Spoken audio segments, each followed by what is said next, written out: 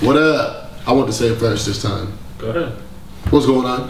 This is D-Reese, Marsupial Empires, Evil Marsupials. We're here doing the Kanye West. What's the song? Only One? Only We're One. doing a review for Only One. Do I get to introduce myself? Go for it, absolutely. I'm Sermon, the sermonsdomain.com, and as Reese said, we're reviewing Kanye's first single, Only One, which features him teaming up with Paul McCartney and Ty Dolla $ign. Yes, Ty Dolla $ign.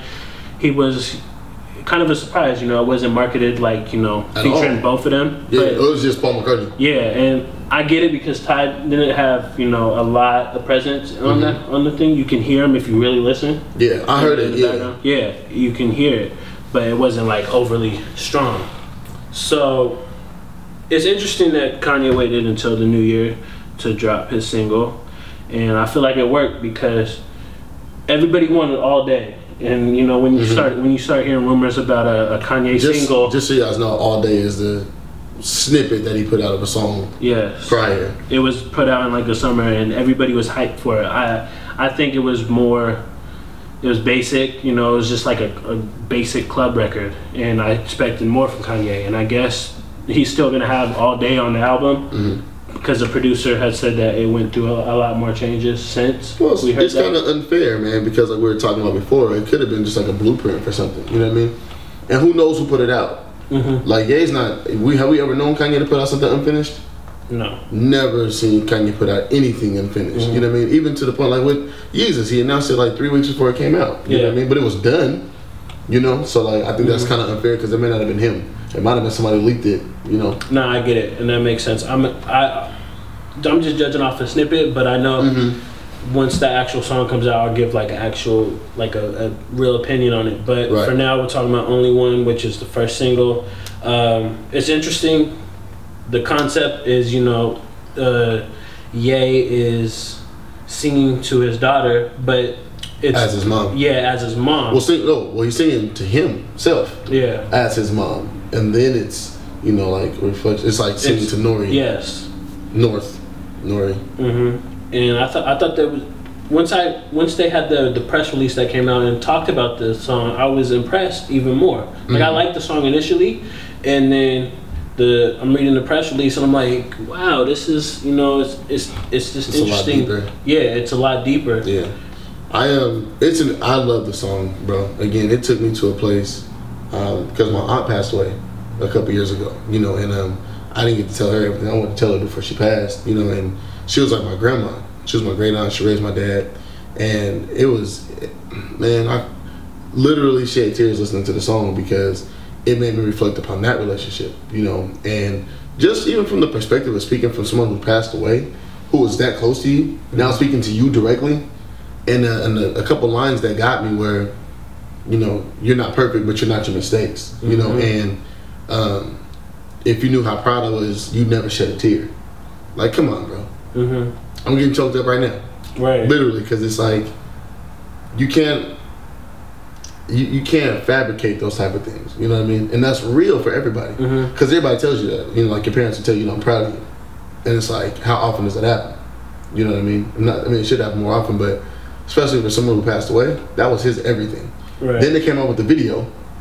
The fan video. The fan-made video that popped up, and it was just compiled of a lot of footage, a lot of mesh footage. Him and his mom. Daughter. And the performance from the Grammy performance, bro. The first performance he did after she passed away. Him and Nori. It's like it definitely served its purpose. Yeah. I was riding in the car, man. Kellen had the video playing on the phone, and we were just both like glancing at it, not even speaking to each other, just like tears, man.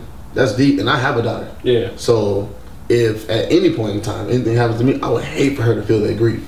You know what I mean? So like just listen to the song, and it seems so. I mean, what does Jay do that's not authentic? It seems like, you know what I mean? So like everything he does is authentic. Here's his raw emotion put into that as a man who's been through a situation where I lost my, someone like my grandma. Yeah. Now I'm like at the end, tell Nori about me. My regret was that I didn't get a chance to really. My daughter was 1 at the time my great aunt passed. She got no time with her because she spent 6 months in the hospital. So it's like I wish I would have been able to introduce her and have that relationship. So it hit me in a whole different area, So I have that much more appreciation for it. Besides it being like a dope song, right?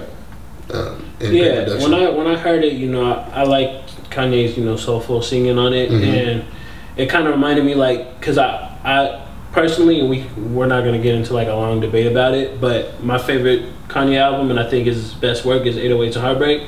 So when I heard the song, it kind of reminded me of like that, you know, that time period, but it was more positive, obviously. Right, of course. But it just reminded me, like, you know, the singing, you know, the consciousness of the emotion and bringing that forward. Yeah, and I like how, you know, he brought in Paul, and it's a really good look. Because it's not something, absolutely, you know, Paul does. I don't think Paul has worked with any other rappers ever.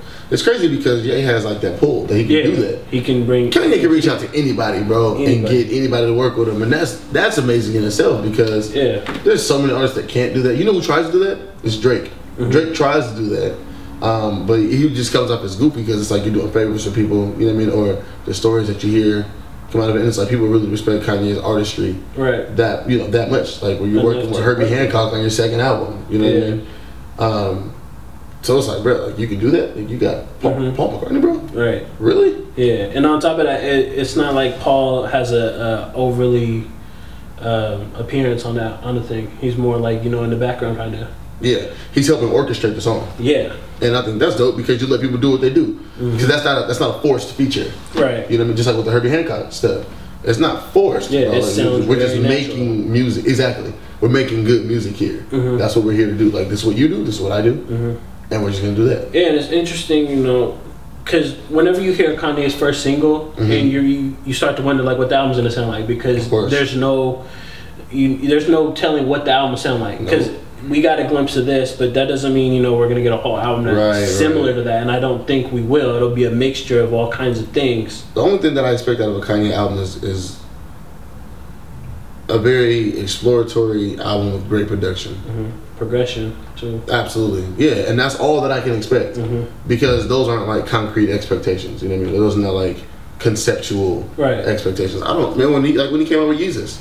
I don't know what Yeezus would sound like. I didn't think it would sound like it sounded, but I appreciated it still. You know? Yeah, I don't like it, but I appreciate what the album, you know, is. And, you know, there's a couple songs on there I liked, but I'm excited now after hearing only one, which I guess, well, I'm reading into the press release too, I guess Kanye in Swahili means only one. Yeah. So that makes the song time. I read that, I didn't know that either. Yeah. I didn't know that either.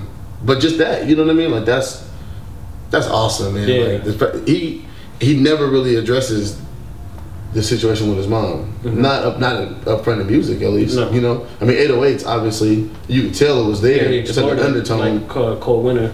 Yeah, but this is it, though. You know what I'm saying? Like this is like direct. Yeah, and I never thought that he would do that because I always felt like, and you can't even expect it out of him because it's his mom. You know what I mean? Like, you can't expect somebody to just confront that and talk about that openly. But in the way that he did it. I mean, I'm telling you, bro, it's amazing on so many different levels. It's beautiful. Because it's hard for someone to dig into themselves like that and share that with us. Especially Kanye West. He gets scrutinized all the time for everything. Kanye get, like when he played basketball, bro, like in Australia or wherever it was, people were like, oh, yeah, he's getting fat.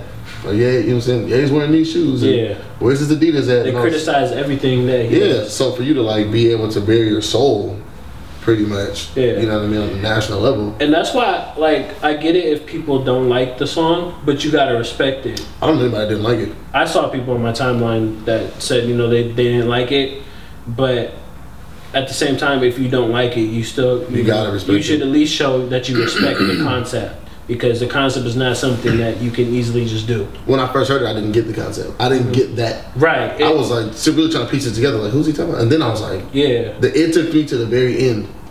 Tell Nori about me. It's like, oh, he's talking about his mom. Yeah. And then it was like, he's writing this from the standpoint, perspective of his mother. Like, again, you know, if you knew how proud I was, you never shed a tear.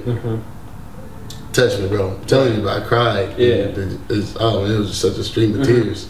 So I don't think we're gonna. It's just a song. We're not gonna rate it. It's perfect. But you can, you can say I think it's perfect, man. I really do. It's perfect. I guess the latest rumor is that Kanye's album is coming out in February, which is really close, and I wouldn't expect anything other than I that. wonder who's on it though. Yeah, because you can never tell.